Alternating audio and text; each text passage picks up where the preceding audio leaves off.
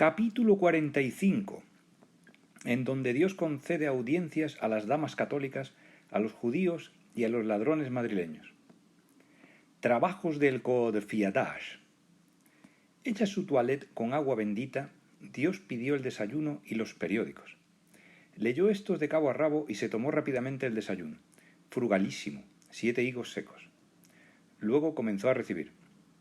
Entraron naturalmente en primer lugar los miembros del Code-Fiadash, que se presentaron poniéndose en el acto a su servicio. «Señor», había advertido el nuncio, «somos los individuos que componemos el Code-Fiadash». «¿El qué?», preguntó Dios, creyendo que el nuncio le largaba un camelo. «El Code-Fiadash, señor», insistió el nuncio, y se apresuró a explicar lo que era y para lo que se creara el comité oficial organizador, etc. Dios le oyó sonriendo, con aquel aire suyo en el que, aun cuando no se lo propusiese, brillaba siempre una inexpresable superioridad, y al terminar el nuncio sus explicaciones, el Señor ofreció: «Bueno, hijos, estoy a vuestra disposición». Entonces el nuncio le trasladó a Dios el gran sentimiento del sumo pontífice, que, enfermo todavía, se veía forzado a no abandonar la nunciatura, contrariando sus deseos más vivos de unirse a los miembros del Code-Fiadash en los agasajos y festejos proyectados. Pero con general sorpresa de los Code-Fiadashenses, Dios no solo no se interesó por la salud del Padre Santo, sino que aparentó no haber oído al nuncio siquiera, en vista de lo cual se pasó adelante. El nuncio, en su calidad de presidente del Code-Fiadash, comenzó a cumplir su misión dando cuenta a Dios de los cablegramas, telegramas y radios de bienvenida recibidos hasta aquella hora. Eran incontables.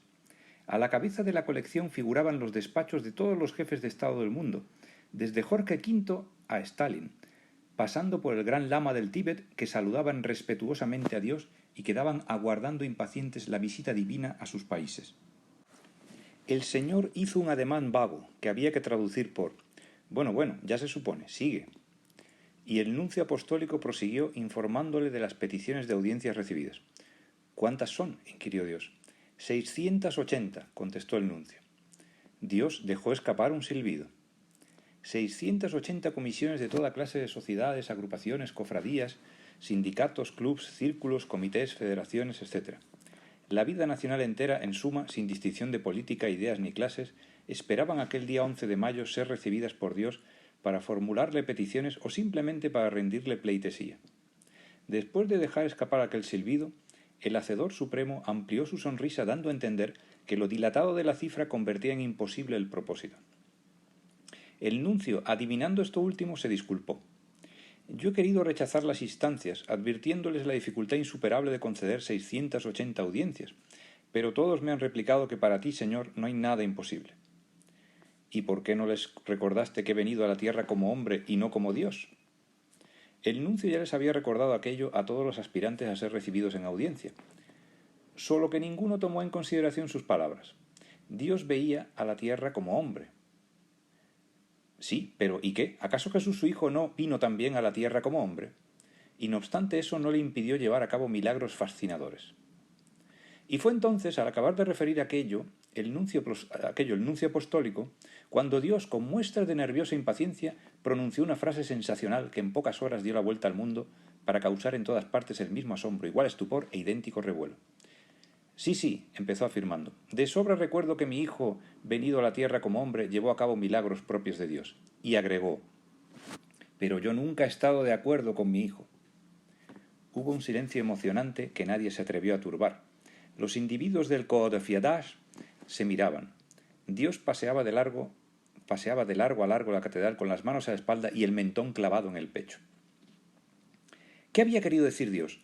Constantemente, desde la llegada del Altísimo, iban saliéndole al paso a la humanidad puntos oscuros y problemas inextricables que vanamente intentaban desentrañar los hombres más preparados para el caso. La indiferencia de Dios ante la matanza llevada a cabo en el Cerro de los Ángeles, sus respuestas al interrogatorio de Perico Espasa, especialmente las que afectaban al diablo y al gobierno de los estados de la tierra, el desacuerdo con su hijo ahora, todo iba a quedar suficientemente aclarado más adelante, pero por el momento, y para los que ignoraban esto último, la actitud divina resultaba tan inexplicable como monstruosa. Sin embargo, quizás su frase yo no he estado nunca de acuerdo con mi hijo era la más diáfana de todas, pues en ella se patentizaba y atestiguaba una vez más el desacuerdo, ya señalado por algunos teólogos, existente entre el Antiguo y el Nuevo Testamento. 3 audiencias. Al cabo se detuvo en sus paseos y resolvió: voy a conceder 3 únicas audiencias. Sí, señor, aprobó el nuncio. ¿Tienes ahí la lista de aspirantes? Sí, señor, dijo el nuncio de nuevo. Pues elige el primero, el de en medio y el último, y diles que pasen. Y así fue como Dios recibió en audiencia privada al Comité de Damas Católicas, apuntado en primer lugar, a la representación del pueblo judío, que se hallaba en medio de la lista, y a la Comisión de los Ladrones y Rateros Españoles, que era la última apuntada. La primera audiencia. La audiencia concedida al Comité de Damas Católicas se desarrolló de un modo desagradable, y había de influir mucho en el porvenir. Las damas, severamente vestidas de negro, con grandes crucifijos colgados sobre el seno, llevaban en ofrenda a Dios cirios de 12 duros. Desfilaron ante el Señor arrodillándose a sus pies y besando el suelo. En vano Dios les advirtió que el suelo estaba muy sucio y que para expresar adhesión no era absolutamente necesario que se engullesen varios millones de microbios. Su amor fanático pudo más que la divina advertencia, y, de otra parte, el Señor las dejó enseguida por imposibles. Casi todas lloraban y no resultaba demasiado agradable verlas, en plena decadencia física la mayor parte, con ese descuido que da al cuerpo la religiomanía, los rostros encarnados y rebozados en llanto, y las pelambreras colgando como amasijos de estopa. Otras, los ojos secos y ardientes, extrañamente clavados en Dios, no lloraban en absoluto, pero lanzaban de pronto un grito agudo para caer sobre las losas de la catedral, víctimas de terribles ataques histéricos. Los individuos del Code Fiadash tuvieron que sacar a muchas del templo, y no fue trabajo fácil, porque aquella especie de histerioepilepsia que producía en ellas la presencia de Dios les prestaba terribles energías y se defendían a mordiscos, entre gritos como aullidos y convulsiones espantosas en las que quedaban con las ropas deshechas y una semidesnudez que ningún amante de la belleza podía agradecerles. El mismo Dios no ocultó su desagrado, ni la violencia que tenía que hacerse para resistir el espectáculo. Su semblante, comúnmente impasible o inclinado a la sonrisa comprensiva, se alteraba en un gesto de disgusto profundo, y el más analfabeto habría leído en él un anhelo de que el comité de damas se marchara cuanto antes.